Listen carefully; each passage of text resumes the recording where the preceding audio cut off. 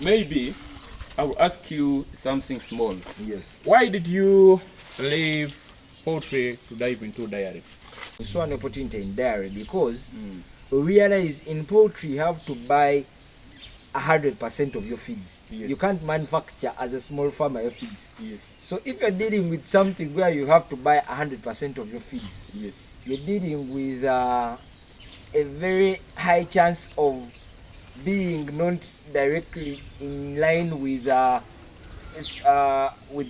strategizing on how the prices can go up or low. Yeah. You know very well with birds, the prices of maize bran, if the maize bran prices go high, the egg prices never goes high. Yes. So we are dealing with such a challenge, and it had affected us like for quite some time. So we decided, yet in dairy, we could get something like have manufacture your pastures. We have a huge chunk of land which we utilize. What I can tell you in dairy, we buy only 10% of the feed, which is supplements. Okay. So we counted it as an opportunity. Yes. Good morning, good afternoon, good evening, whenever you are in the entire parts of the world. GSP African Pearl once again. Today I'm here in Gayaza. Is it Gayaza? Namlonge. We are in Namlonge. We have come to visit one of the farms, one of the biggest farms in Namlonge, if not Namlonge, in the whole country. I'm just here standing with the owner. He's going to introduce himself. You're most welcome, sir. Yes. Hello, viewers. My name is Kasiri John Mukiriza, coming from Site Farm, Namlonge. We are very happy to be here, and I'm glad you came also to come and pay us a visit, as we want to dive into various things that we do at Site Farm. Yes. Yeah, we do a lot of things, as you're going to see. We're going to be moving around the farm. Yeah. But I want to tell you that as Site Farm, we are very glad to always be here, and we are always glad to share information as much as we can to our people out there, so that you can learn one thing or two there. Yes. Okay. Yes. So today we are at the Site Farm, Namlonge. Yes. Is it a mixed farm? Yeah, so Site Farm is a mixed farm. We do a couple of things. We do dairy. We are well known for dairy. Yeah. We do also poultry, which is on a hold now, but we also do poultry. Yes. We do agrotourism, which we are going to be literally doing now, moving around. We also do pastures and pasture management and establishment. We also do agroforestry. We do research. There are very many researches that have been conducted from narrow by other researchers on Site Farm. We are also going to see fodders. How do you manage fodders? How do you manage nutrition on a farm? So we are going to be seeing a lot of things at Site Farm. Oh, okay. Yes. You have mentioned about a number of ventures that you are doing here at the farm. Yes. Being a mixed farm, how do you manage all that? Yeah, so we manage all that because the market is wide. You know, Uganda has an open market, especially when it comes to agriculture. So diving into the market, you are supposed to do various things. You can't say I'm going to do only, let me say, matoke plantations. Yes. There is a market for milk supply. There is a market for knowledge. People are seeking knowledge on how to know how to start up a farm, so by that we try to do a mixed farm, so that we can dive into the different areas that we need to tap into the markets. But also being a mixed farm give you an opportunity to be able to practice what is called regenerative agriculture. What do we call regenerative agriculture? Yes. Regenerative agriculture is when I utilize things that I'm doing on the farm to help me without outsourcing from anywhere else, and utilize what I have on farm. Let me give you an example. Yes. If I have chicken on my farm, I will get cow dung. I will get manure from the chicken. Manure will be taken into my banana plantation. My banana plantation will grow very well. From my banana plantation, I will get matoke. The peelings, I will use them for making biogas. I will use them for making also manure. I will use them for making pellets, and I will eat the bananas, or I will sell some. So that applies to even the cows. When I get manure from the cows, they give me manure, and they also give me milk. When they give me manure, I take to my garden. My garden of the pastures grows well. So that means having a mixed farm is a very big opportunity to even do many more things. Actually, even if you start and you want to do only piggery, you may find yourself doing something else since it is asking you to do. Yeah. Yes. Okay. That's how we handle. Now, I believe being mixed with a number of ventures, yes, it's quite expensive to start it. Is it so? Yeah, it is quite expensive, but I would advise any farmer to start. It is always advisable to start slow. The higher the risk, yes, the bigger the start, the higher the risk. When you have 100 million and it sits on your account, I wouldn't advise you to get 100 million without first even doing research and you throw it all there. Start small. If you want to be a farmer and your target is to have 100 cows in the next 10 years, you don't start with 50 cows immediately. Start with a cow. Learn. Because on that one cow, you're going to have mistakes. You're going to fail. That cow will get sick. You learn from it. Use it as a tool to learn. So I would advise you to start small, because if you start big, also the shock may be big and you may never come back to farming. So start slow as you also develop the passion for farming, because we are doing farming as a business. So I would advise you to start slow as you build also your passion in farming. Yes. Okay. Now, I believe you have said it's better to start small. Yes. And of which it is very, very, very good to viewers who are watching us. But also, I will ask you, how did you start? Okay, so starting up the farm, originally the farm started as an idea. Yes. Started as an idea from my father, Mr. Lugolovi Henry site. We're a small family living in Machinde. Where is Machinde? Machinde in Kampala. Kampala. So we're staying in Kampala, in Anaban home. But even in Anaban home, we had one cow. We had a cow which we used to take care of. We used to go and buy. My father used to buy when we were very young. He used to buy matoke peelings. Every time he comes back from work, we feed it. Yes, so we feed it. So it started as an idea. Even before acquiring this land in Namlonge, we had a cow in so the passion, so starting the farm, it was actually an idea of my father. He had all along. It was like a vision he had that, you know what, I love farming and I need to do this. Because I believe our grandfather, his father used to do farming, but on a small scale. On a small scale. I wouldn't say it was commercial at any time. It was having coffee, eat at home, have matoke, have like 2 cows for family consumption. But doing as a business, it was an idea he had and he wanted to put it in place. So I believe it started as a small idea, then it started as making us, the children, also love it. So we loved the idea of farming. So we had that one cow, then we said, one time we're going to sell that cow, then it was like, we shouldn't sell this cow. How about we get a bigger piece of land and we do farming at a bigger scale, a commercial scale. So that's how we managed to get this land in Namlonge. We sit on 28 acres. You're on 28 acres? We sit on 28 acres, doing fully commercial farming. So did you start with 28 acres or you keep on expanding? We started with 20 acres, then we added on the rest. So the 8? Yes. Okay. Yes. You know, when I ask you how you started, you are always mentioning cows. Yes. Should I say that cows or cattle farming is the backbone of this farm? I would say poultry is the backbone of the farm. Though poultry, we are very known for poultry because we started. We are reached to a level even when we are being 30,000 poultry birds. 30,000 poultry birds in this place. But with time on, we had a shift from poultry to dairy due to some challenges maybe we incurred in poultry and opportunities we eyed in the dairy sector. But I would say poultry is the backbone because we started, when we were initially starting the farm, we started with over like 1,000 poultry birds and just one cow. So poultry was the bigger source of income actually of the farm. But to now where we are, it is dairy which is the biggest source of income of the farm. Okay. Yes. Now, how long have you been into farming? You have been here for 15 years. 15 years? Yes. Site Farm Namlonge has been in existence for 15 years. Yes. Wonderful. Yes. For within those 15 years, how Have you faced any challenges in running the farm? Yeah, we have faced very many challenges as any other farm. Yes. We have faced challenges of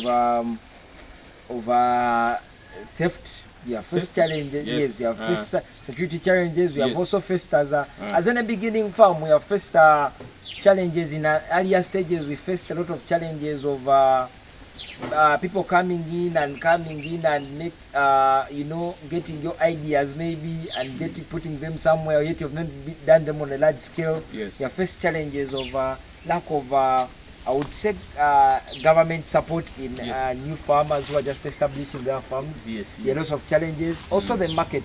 Yes. Penetrating the market as a new farmer. Yes. You have to create your own market, because the existing markets are all taken up. So that is also, the challenges are really many to any farmer, because even the challenges of having the adequate funds to start up big projects has been there. You know? So you have to always start slow. So it means it's capital intensive. Yes, very. Yes, very. Okay.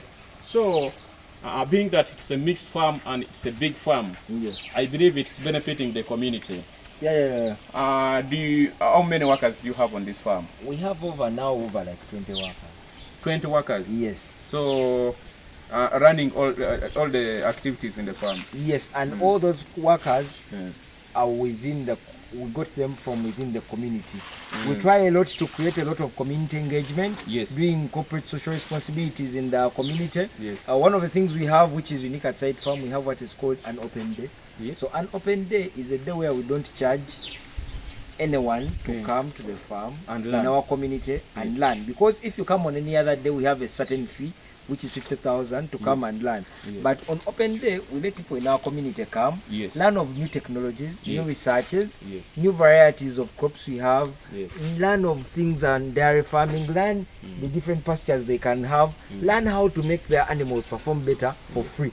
So we do that for the community. We also have services we let out to the community. For example, we have artificial insemination services. Artificial insemination. Yes, we have an artificial insemination center here. Yes. We sell semen. Yes. We also do, but all that semen that we have here, most of it we supply in our community to make sure we improve the breeds of cows in our community. Yes. Which is good. Yes. And that's what I would encourage every farmer who is outside there viewing us.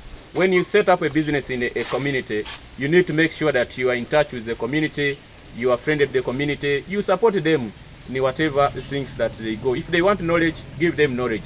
Don't be mean, because those are the very people who are going to create for you market.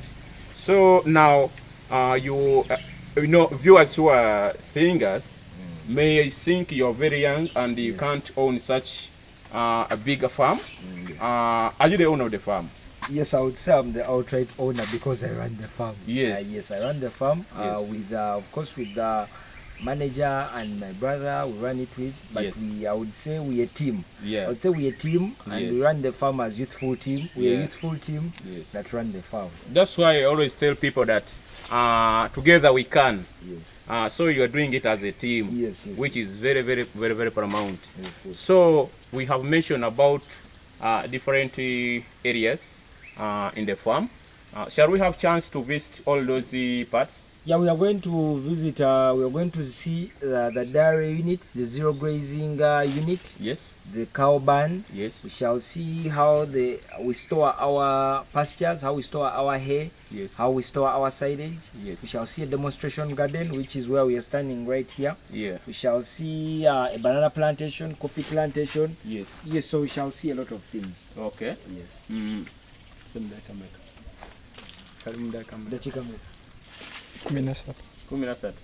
Okay. March, I'll be asking you. I think we can move around. I'm seeing these buildings. They were for what? So these are buildings were for poultry. These are all. We had over 10 poultry houses that could accommodate over 3,000 birds each. So these are all poultry houses.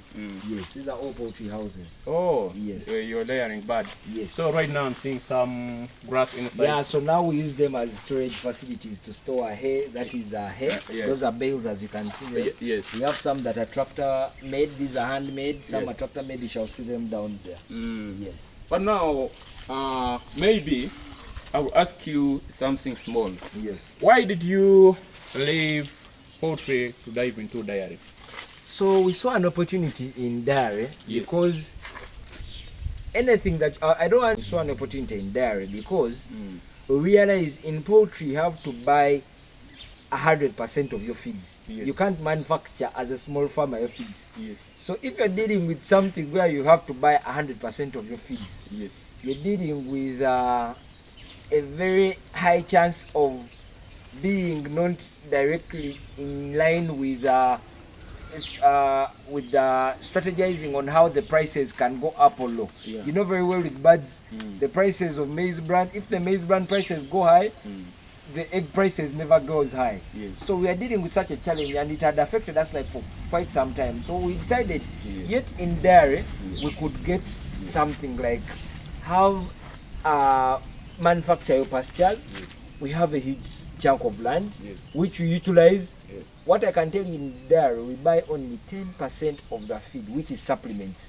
So we counted it as an opportunity. We counted it as an opportunity to have something that we can do that also doesn't put us on pressure, because we can be able to feed these cows even if, I don't know, the prices of maize bran go high, because first we grow all our pastures. Do you know, you talked about maize bran, and I remembered there's a time when I was keeping pigs, and I went to the market. I reached there and I found that the price of maize bran was the same as the price of maize. It was too high, and in fact I had to close my farm. I closed it because I was not getting anything. All my money was going in feeding. So maybe when you talk about that, I second you. But you talked about okay, one time when I was on YouTube, because that's where I came to know Site Farm Namlonge Limited.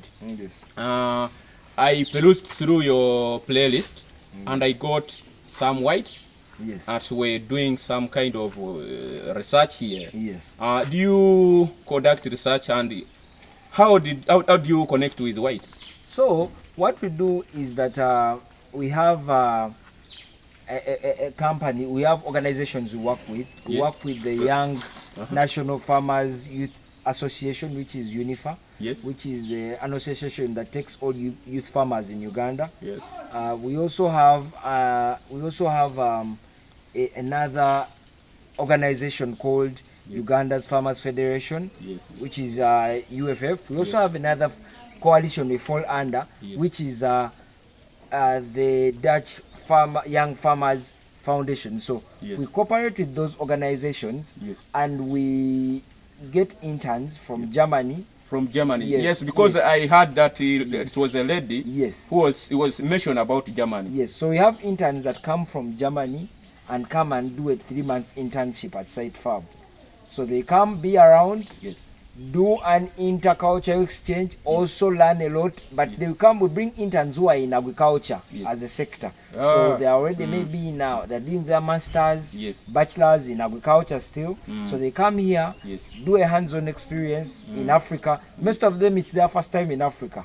So they come for 3 months, be here, and learn a lot. And also for us, we send also out interns there to Germany to go. You so send them to Germany? Program, So it's an exchange program we do.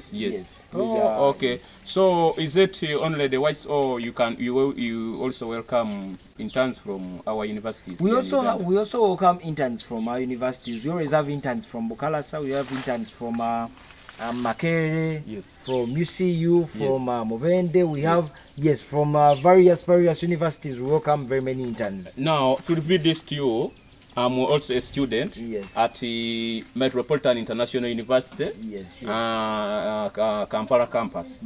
And we have that faculty of agriculture. Should I go and inform them about very much. You can inform them, and we can reach on an agreement, and we can start bringing interns here to learn various things as you're going to be seeing, also that it can be helpful to them. Because I've seen what I'm seeing here.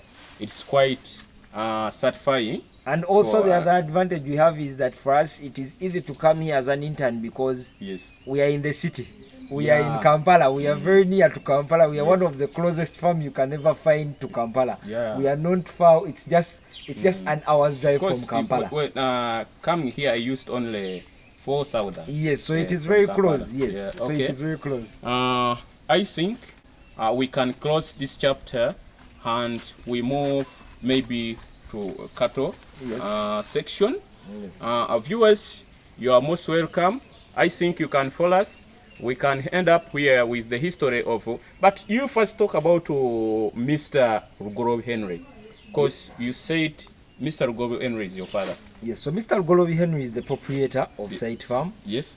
He's the out proprietor. Yes. He's the vision bearer. He's the director of Site Farm Namlonge Limited. So who happens to be my father. Yes. But he has other things he does, but he's a very known farmer. He's a very passionate person about farming. Yes. I started this farm all with passion. Everything that we are going to see, it was an idea he had and put it into place. So he's a very renowned farmer. He's called Mr. Rugorovi Henry. So I think very many of you can know him. You said he owns even a school in Makindye, Kampala. Yes. So he was into the education sector, also real estate, and land surveying. Okay. Yes. Okay. Thank you. I think we can now slope down. Thank you so much for this session so far. Yes. I appreciate viewers of GSP African Pearl. Thank you for giving us your time. Continue subscribing to our channel. Continue following also Site Farm Namlonge, because they have a YouTube channel called Site Farm Namlonge Limited. So you can check down there and see what they are doing. They have each and everything. I think they are the best now in this. So you can check on them, subscribe and share. Thank you so much.